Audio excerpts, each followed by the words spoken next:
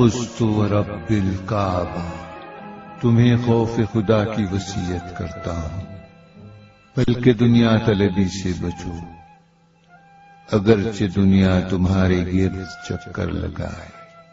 اس چیز پر افسوس نہ کرنا جو تمہارے ہاتھ نہ آ سکی۔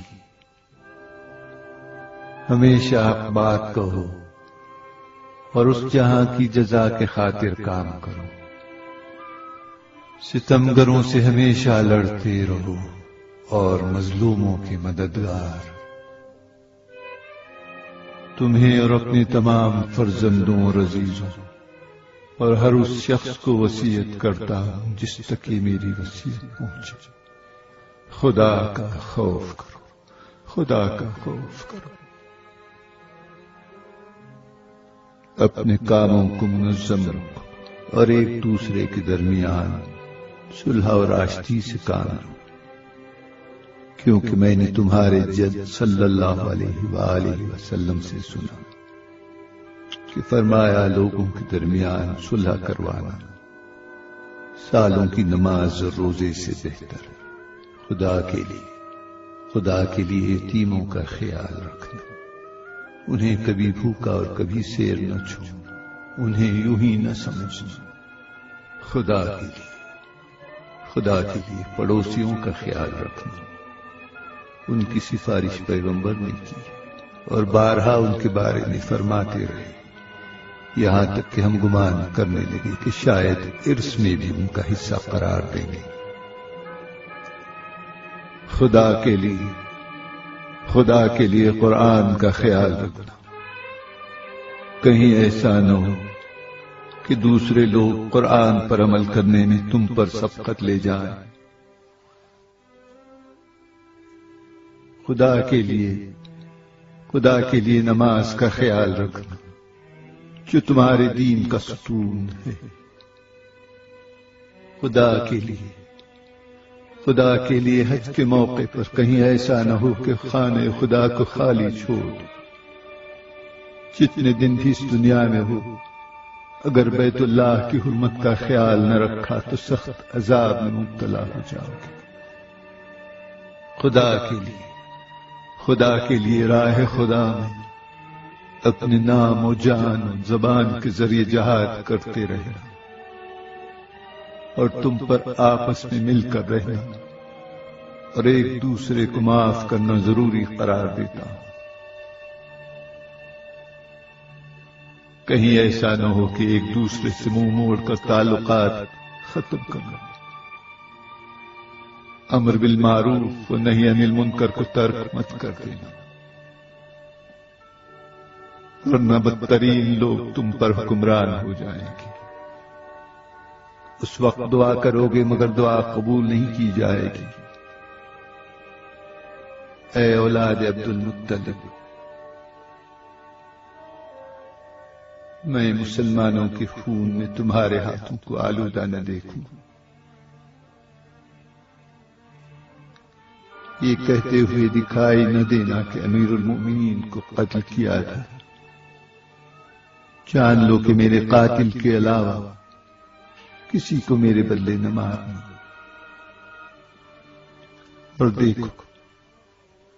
دیکھو اگر میں اسی ایک ضربت میں مر گیا تو اسے بھی ایک ہی ضربت لگانا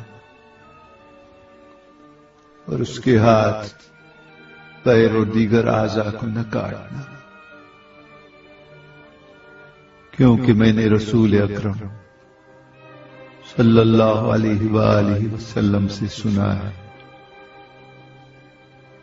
کہ مردہ کے اعضاء و جوارح کو مت کاٹو، اگرچہ وہ مردہ کسی پاگل کتے کا ہی کیوں نہ ہو۔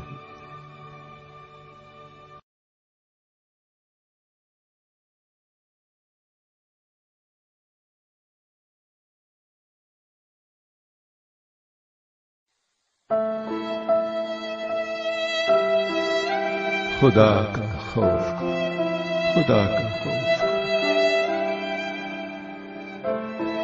اپنے کاموں کو منظم اور ایک دوسرے کے درمیان صلح اور آشتی سے کام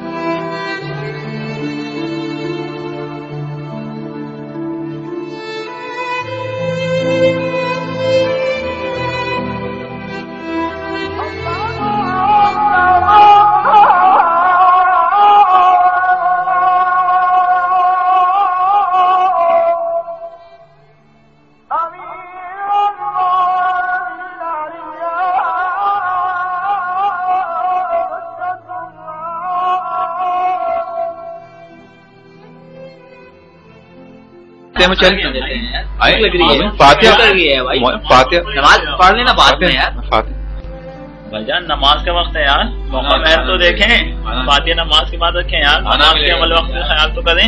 نماز پڑھ لو یار. خدا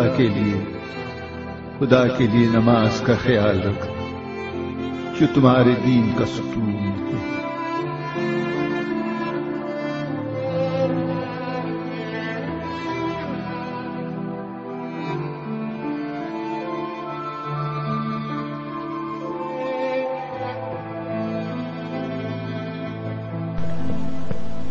بھائی خیریت تو ہے؟ جی خیریت ہے. یار یہ کیا کرتے ہو؟ اپنے صحیح مقصد کے لیے غلط طریقہ کیوں استعمال کرتے ہو؟ سوری, غلطی ہو گئی. کہیں ایسا نہ ہو کہ ایک دوسرے سے منہ موڑ کر تعلقات ختم کر دو. امر بالمعروف و نہی عن المنکر کو ترک مت کر دینا, ورنہ بدترین لوگ تم پر حکمران ہو جائیں گے. اس وقت دعا کرو گے مگر دعا قبول نہیں کی جائے گی.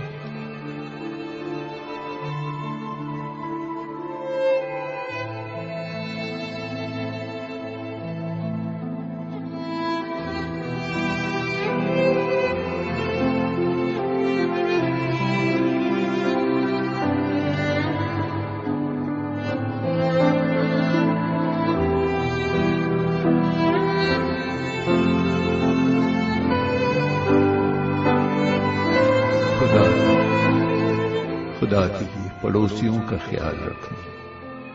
ان کی سفارش پیغمبر نے کی اور بارہا ان کے بارے میں فرماتے رہے, یہاں تک کہ ہم گمان کرنے لگے کہ شاید عرس میں بھی ان کا حصہ قرار دیں گے. امی بھوک لگ رہی ہے.